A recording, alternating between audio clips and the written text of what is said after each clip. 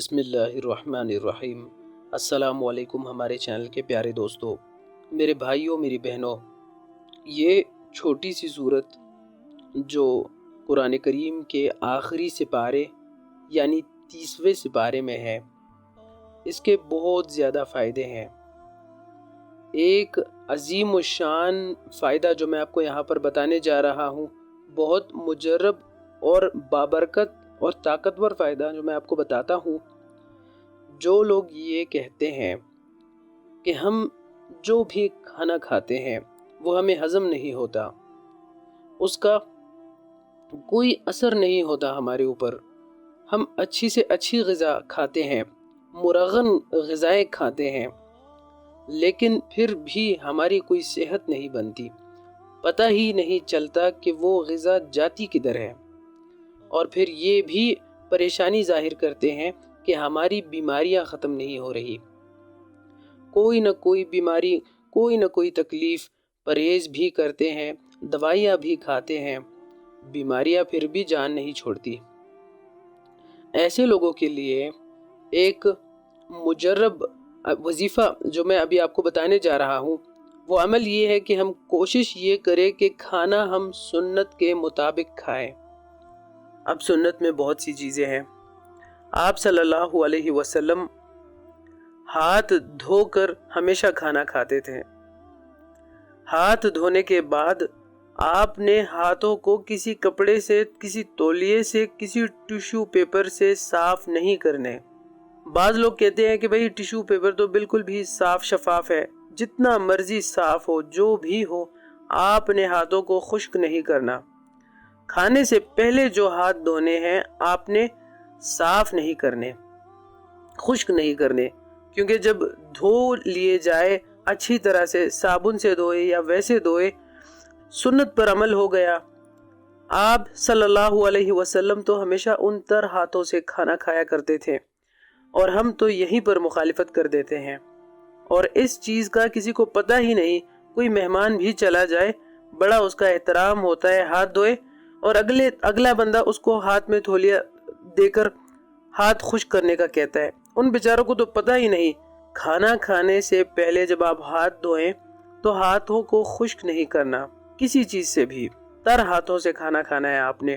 اور دوسرا، یہ آپ نے دعا لازمی پڑھنی ہے، بسم اللہ وعلی برکت اللہ، اللہ سے درخواست کر دینی ہے، یا اللہ اب تو اس کے اندر برکت ڈال دے۔ یہ برکت بہت بڑی چیز ہے، اتنی بڑی چیز ہے، برکت کی دعا آپ پڑھ لیں گے، 10 آدمیوں کا کھانا 20 آدمیوں کے لیے بھی کافی ہو جائے گا۔ یہ تو اپنے گھر کے اندر ہے، آپ کہیں پر شادی بیاہ میں چلے جائے، کسی دعوت پر آپ چلے گئے، وہاں پر بھی طریقہ یہی ہو، دعا بسم اللہ وعلی برکت اللہ اسی طرح پڑھنی ہے۔ لیکن جو آخر میں دعا پڑھنی ہے وہ گھر میں اور ہے، مہمان نوازی کی جگہ پر اور ہے۔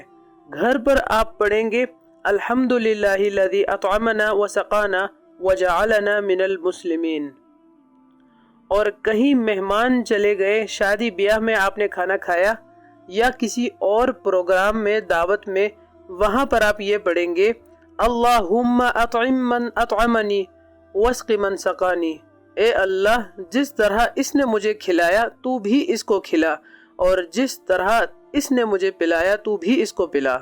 یہ دعا ہے اس کے لیے۔ یہ سارے عمل کرنے کے بعد آخر میں آپ نے جو ہاتھ دھونے ہیں وہ پھر آپ جس طرح مرضی آپ ٹیشو پیپر سے خشک کرے، تولیے سے خشک کرے، اس پر کوئی پابندی نہیں۔ اور پھر آپ نے 3 مرتبہ سورہ قریش پڑھنی ہے۔ یہ 3 دفعہ جو سورہ قریش آپ نے پڑھنی ہے، اس کے اندر یہ ہے کہ اس کھانے کے اندر اللہ ایک خاص نور پیدا کر دے گا۔ یہ کھانا جو ہے اس کے اندر ایک ایسی غذائیت پیدا ہو جائے گی جس کی برکت سے اللہ آپ کی ساری بیماریاں دور کر دے گا۔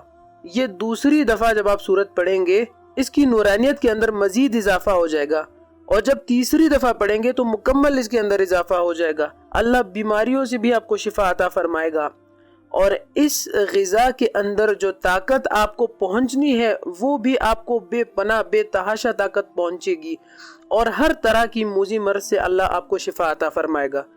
یہ مختصر سا آسان سا عمل ہے، لیکن طریقہ سارا نبی کریم صلی اللہ علیہ وسلم کی زندگی کے مطابق، آپ کی طریقوں کے اندر اللہ تعالیٰ نے دنیا اور آخرت دونوں جہانوں کی کامیابیاں رکھی ہے۔